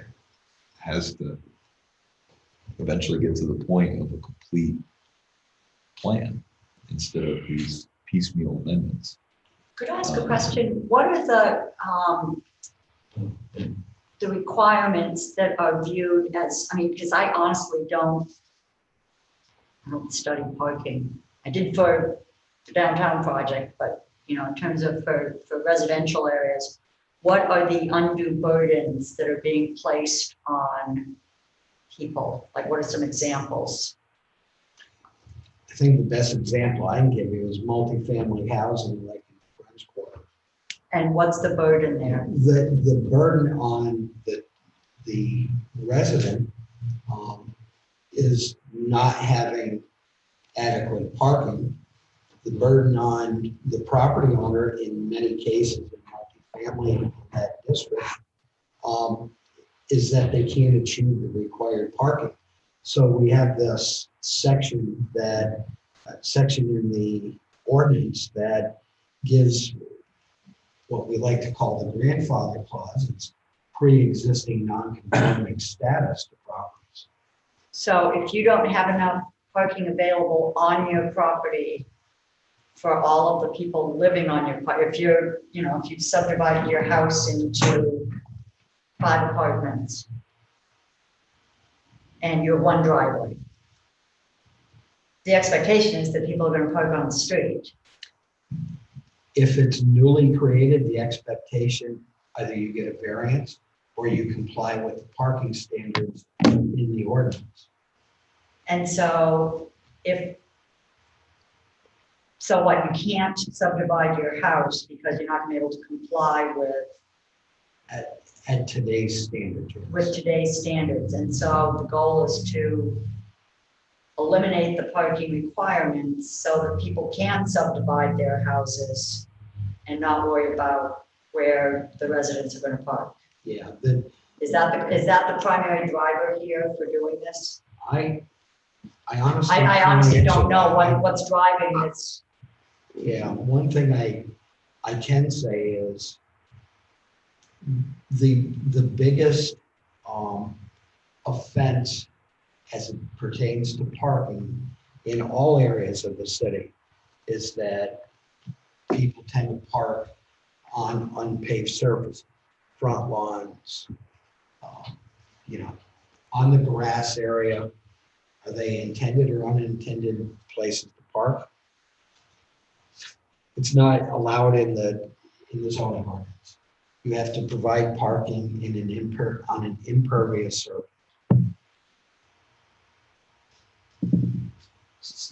So I mean, I think So there getting rid of the are, requirements, given all the people who are already grandfathered, what would, short term, what would we expect would Well, isn't change? in theory the case to enable more dense housing? So that people can So if subdivide you- their houses? As you, no, forget about existing houses. You think about properties being utilized for parking that could be developed if there was no parking requirement. Was that what we're And looking that would at? enable more affordable housing in theory. I mean, that's a theory case with my limited Is that what's driving understanding. this? yeah, if you want to build affordable housing, then it's inexpensive housing. So it takes a lot more units to achieve the revenue that you need to pay for the project. Right. If half the site or has to go to parking, it reduces the number of units that you can build. And so Okay. it reduces your motivation to do affordable housing. Is that what's driving this discussion? Well, this is interesting because that's what you read if you read the literature about eliminating parking standards. But you highlighted something different that is kind of the dark underbelly of it, right? Which is that if you want to subdivide a house and you can eliminate parking, then you can get more units out of your house. But I guess those may be affordable or may not be, or maybe substandard, which we don't want also, right? My understanding, listening to Rick, is that we already have limited parking. If we were to pass this thing, we push all the cars to the street. We can't plow them, the ambulances can't get through, the fire engines can't get through. We're essentially stuck. And we've got some areas that are already, very difficult today, and those areas we may even. Absolutely. To a certain extent, when you look at our ordinances, parking is almost the method of controlling density. Yeah. You know what I mean? It's It's a default. unwritten, it's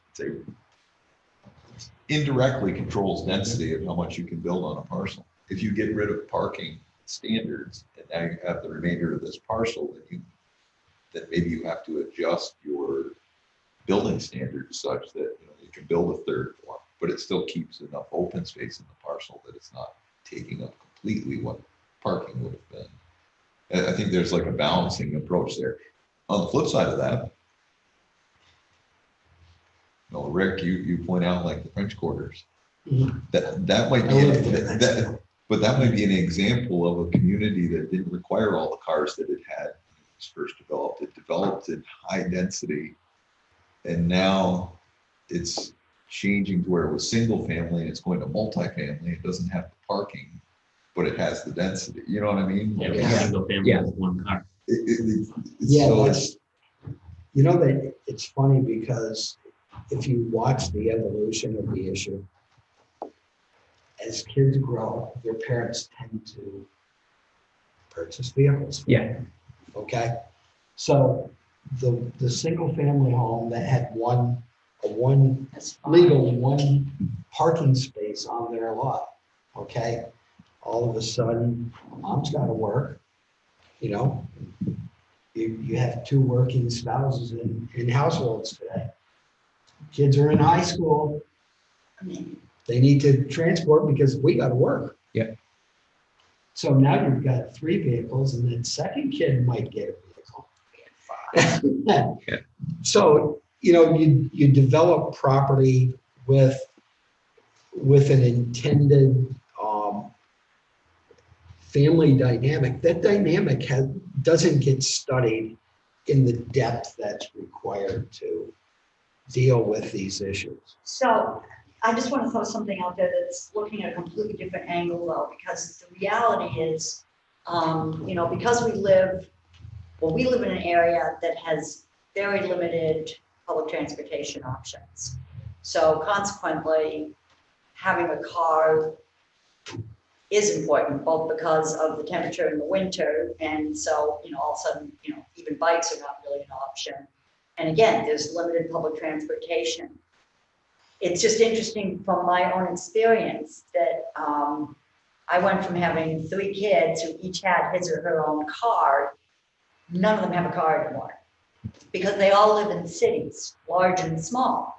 And that's something that's happening, you know, as the density increases. One of the things that happens is that the ability, you know, because now you're generating more revenue for the municipality, for the metropolis, whatever, you start to grow your public transportation options, you start to grow accessibility to basic necessities. All of a sudden it creates a demand for, you know, markets and restaurants in areas where you didn't have them anymore, which is where housing more and more is going anyway. You know, this whole idea of having pockets where all of your needs are met, and you don't have to get in your car and drive all the way up to Price Chopper because you forgot to pick up the milk. You know, all of a sudden your needs are going to be met within your own enclave, and your need for everyone having a car is going to start to get eliminated. But that doesn't happen until the motivation has been created for people not to own a car. You know, once, you know, we have zoning laws in place and we are focused on the development of neighborhoods that can support themselves in terms of, you know, getting food, just getting their bare necessities. We start to, and then also, you know, by increasing the density of our population downtown, we start to have the revenue to create more opportunities for public transportation. You know, we start to create opportunities for smart cars that people can lease for. I mean, you go into cities and it's just incredible to me the ingenuity that has developed now between Lyft and Uber. And I mean, you know, in Seattle, whenever my son and his girlfriend want to go anywhere, they rent these little, you know, cars that are that big, and they rent it for the day. And it's $20 to rent it for the day. It's electric. They can putter all over Seattle and get whatever they need to get done. And that's the end of it. They don't need to worry about a place for the car to live. They don't need to worry about a place for the car to get fixed. It's not theirs. So, but again, we've got to start getting out of the idea. None of that's going to happen as long as there's the expectation that, yes, every family under the current conditions that we have here, we had 5 cars at one point because all 5 kids they were either in college or high school, or 3 kids, you know, college or, you know, and they all had cars. We had 5 cars. That's ridiculous. You know, there were days when I'd go to the Y and there'd be 5 Wheatsma cars parked on the street. I just think this is insane. But we've got that culture here in our community, and that's not going to change overnight. However, can we, in terms of coming up with a resolution, also include caveats that suggest that looking at ways for the city to support less cars going forward, developing public transportation, developing the expectation that every kid is, if we create a situation where people, it's just not so damn easy for everybody to have a car, and there isn't that expectation. If we had cars that people could rent for a few hours, and again, that's going to come with more density, which is what we are trying to do, because you get more people who want to move around who aren't going to have cars. And it will come, but it does, it would certainly help that process, I think. Again, I've been reading about small towns too, and this is one of the things they stress, better sidewalks, and better bike paths and, better rental opportunities, so that we're all not so dependent on having that car. And then we don't have to plan the whole damn city around cars, which is ridiculous because, in 50 years, it's just going to be a completely different, transportation is going to have changed dramatically by then. And so to keep planning things the way, based on what our needs have been, it doesn't free us up to start looking at new options going forward, where we're not trying to babysit cars all the time. Well, ideally, the study would get at, a lot of the key points that you're making. Because whatever determination is made, it's got to take the future into consideration. I think hopefully the study would recognize the fact that transportation is not static. It's rapidly evolving, all over the world. Absolutely. And we want to be part of that.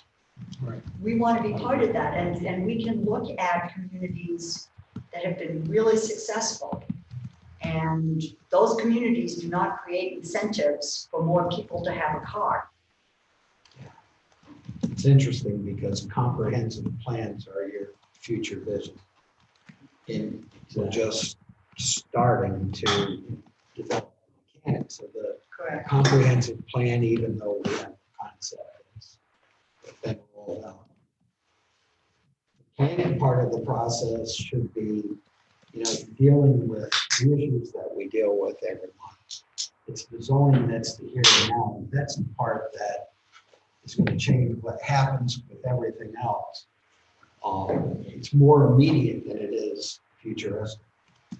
So, that all being said, I really appreciate if our message were to let's understand what our issue is before we create the resolution that could either make it better or worse. And I when you mentioned that, I forgot that our letter to the council last month was just, we didn't give them our thoughts. So is that what you've been taking? Yes. Okay. What do you got?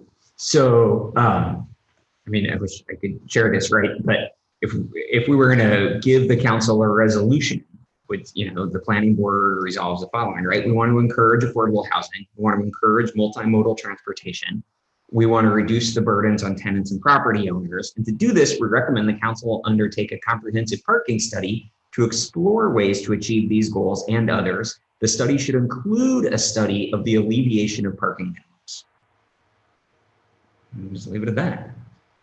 Does the comprehensive plan include a comprehensive traffic or It's parking light. study? The comprehensive plan is disappointingly focused primarily on zoning, and kind of future land use, not heavily on parking. Would we say, Kurt, the alleviation of parking minimum? I say the study should include a study of the alleviation of parking minimums, but I'm happy to change that language. Should include study on parking minimums? An examination, maybe. I would feel comfortable Recommend with, alleviation. should include a study of minimizing the parking standards and not the complete elimination. The study should include an examination of parking standards. Yeah. and Could not- we also put in though, with an eye toward creating options to everyone having a car? That's a transportation mode.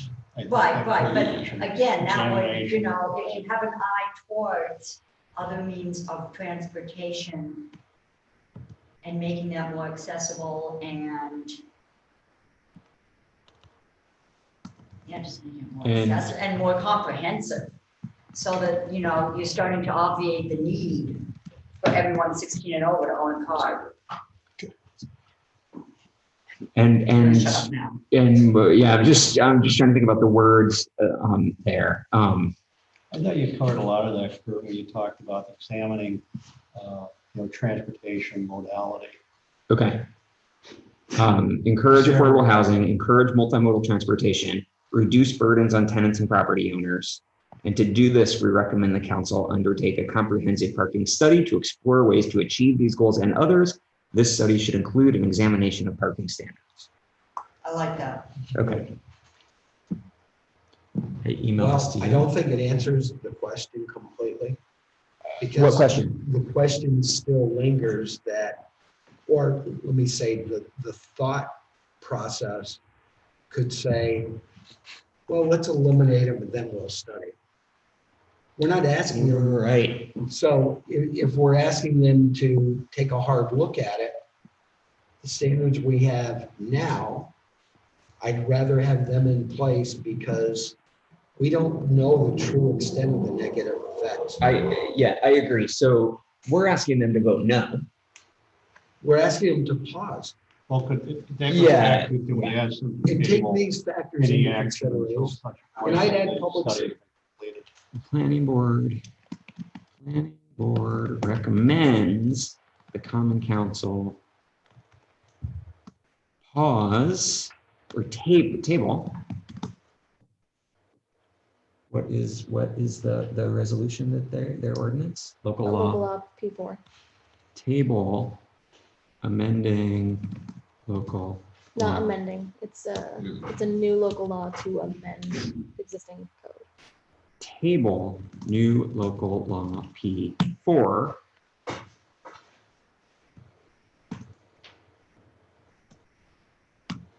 Okay. Okay, I also would like a line, for me to feel most comfortable, like a line that examines how this can negatively affect public safety and street maintenance. Yep. That's a good add. I agree with that. Yeah, and because again, the more we look at that, we do want to increase density. We want people here, but not at the cost of safety. And so again, that creates, the incentive to develop more means of transportation so that everyone's not relying on a car. And if you create it, people figure it out without, the thing about the minimums is those just don't, there's no way those can be enforced. They just can't, Who's going to come to my house and say, oh, well, sorry, you're not in compliance with the 2-car minimum that you're allowed. You've got 5 cars. What do you think you're doing? Well, so what do? I'll sell my kids. Which at that point would have been a thought. It happened to me personally as well. Yeah, and so, but the reality of relying on cars so much, it's exciting to look toward a future where, the safety issue is just yet another reason why, going forward, the goal should be how do we eliminate the need for every person to have a vehicle? It's not safe on so many roads. We got near, you look at the French Quarter, it's a nightmare in the winter. I've always posed the argument that with walkable communities, we're creating a more healthy environment. Oh my because God, yes. The less you have emissions, the cleaner the air Completely, is. totally, yeah, and it's coming, and we can either be a part of it or we can Yeah, figure out a way to babysit more cars. but I feel strong about the fact eliminating parking standards doesn't eliminate the family vehicle trends. And it's got to be part of the conversation. Yeah, I mean, what's our vision Historically, going that's- forward? You know, how do we create motivation for less cars and more healthy means of transportation? Yeah. They're going to better serve all of us in the long run.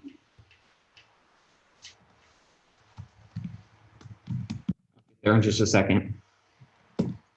We'll have free cross-country ski rentals in the winter. You can cross-country ski up to. Shuttle service. We can get creative here. We can what? Yeah. So we don't have to show the sidewalks. Snowshoe.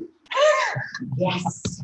Okay, so here's what I have. I know it's hard to like hear this stuff and process it. Here's what I've got. The planning board recommends the common council table new local law P4. The planning board supports the following.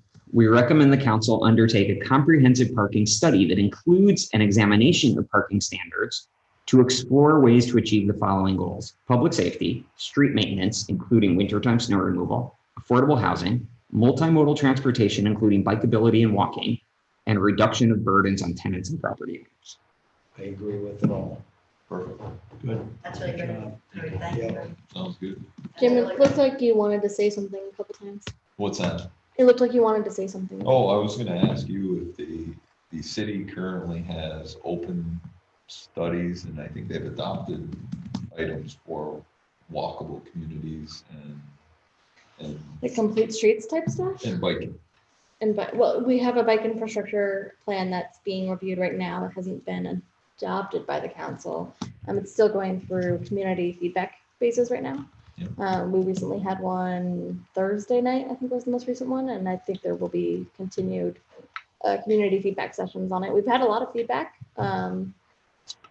There was less at the most recent one, but there was a community bike ride a couple weeks ago. My understanding, I wasn't able to make that one, but my understanding was it had a great turnout, like 70 people or something. You know, it's in the papers, it's 70 Yeah, I read people. about it. Yeah, it was well turned out. A lot of interest in developing multimodal transportation, pursuing other forms of transportation other than vehicles, and how to make the entire journey safe for everyone to interact, cars, walkers, pedestrians, cyclists, et cetera.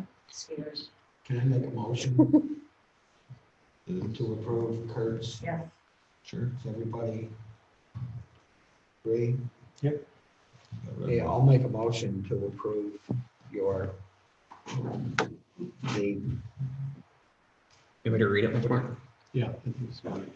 Planning board recommends the common council table new local law P4. The planning board recommends the council undertake a comprehensive parking study that includes an examination of parking standards to explore ways to achieve the following goals: public safety, street and sidewalk maintenance, including wintertime snow removal, affordable housing, multimodal transportation, including bikeability and walking, and reduction of burdens on tenants and property owners. And the second recommends, and wordsmith, you might just say further recommends. Yeah, no, I like wordsmithing. The planning board, yeah. Yeah, good. Works for me. Yes. Yep. motion. Again, thank you, Kurt. Motion by Ray, I'll second. second by Loretta. I don't know if Loretta can. Oh, say I'm an that. alternate. Seconds. Sorry. Second by Derek. Roll call or? And we're adopting this, is it a resolution to give to the council or just a statement? Are you resolving to send that to me and put it on a planning board letterhead and have Jim sign it and then send it to the council? That's what we did before. Absolutely. Yes. Okay, Okay. we're doing that. Okay. Thank you. All in favor? Aye.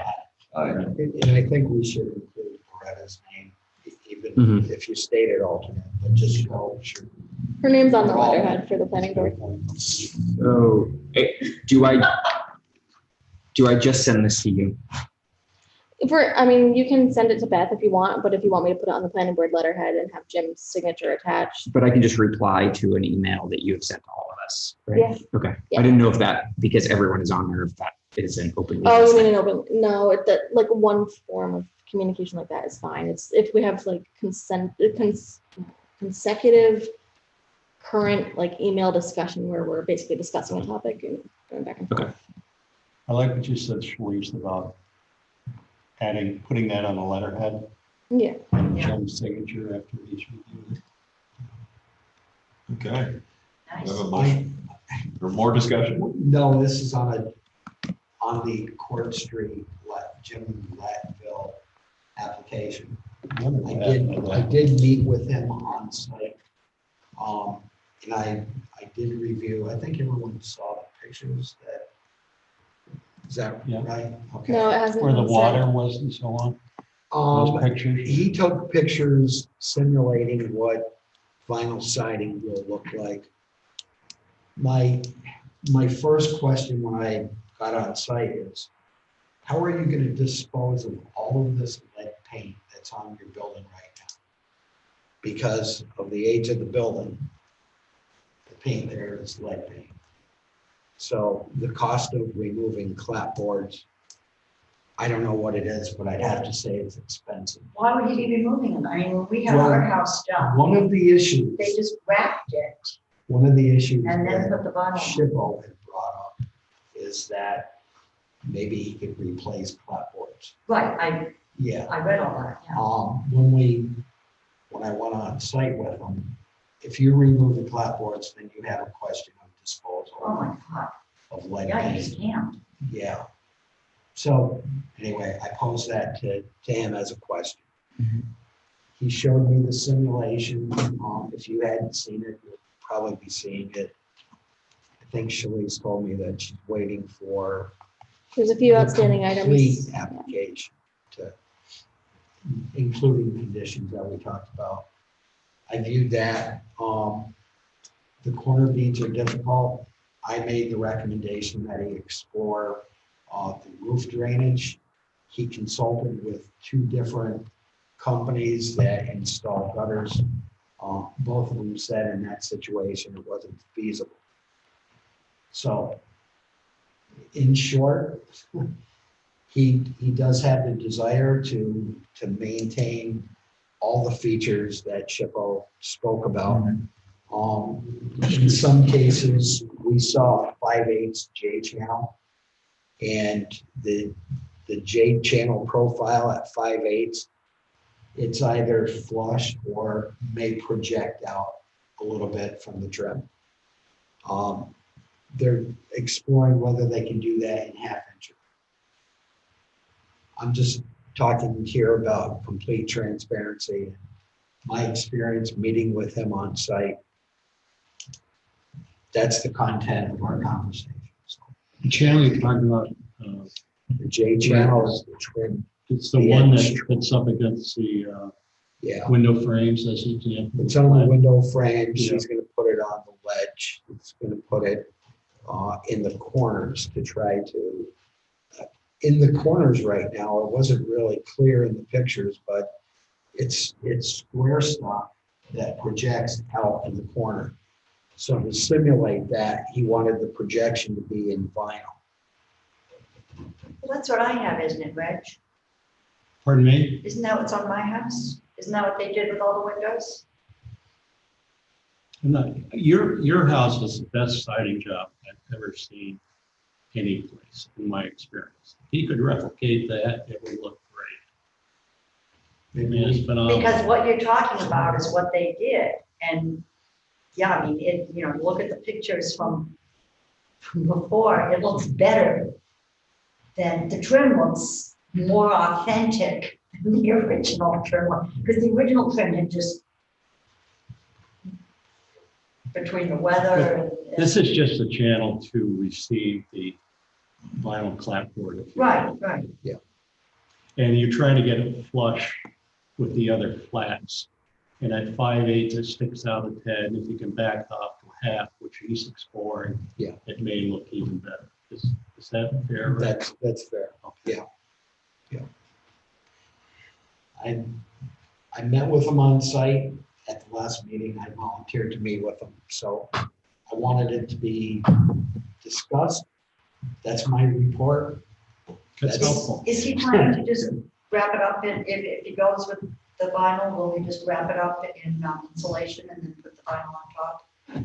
Yeah, the low profile. Right, that's what we look like a giant Coke can Yeah.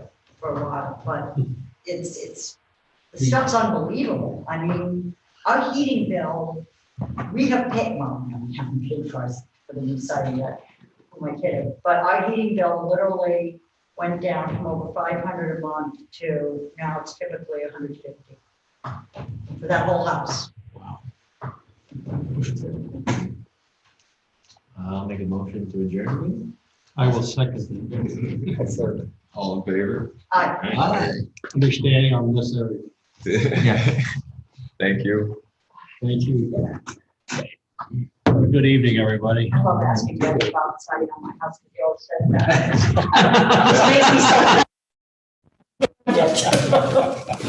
Because I don't know exactly why I like it so much, but. Shalice, what would you like us to do with these? Where's a good place to, we don't have recycling here, do we? We do upstairs. Do we? Yep, just leave it on his house. Yeah. Sorry, I didn't have my chair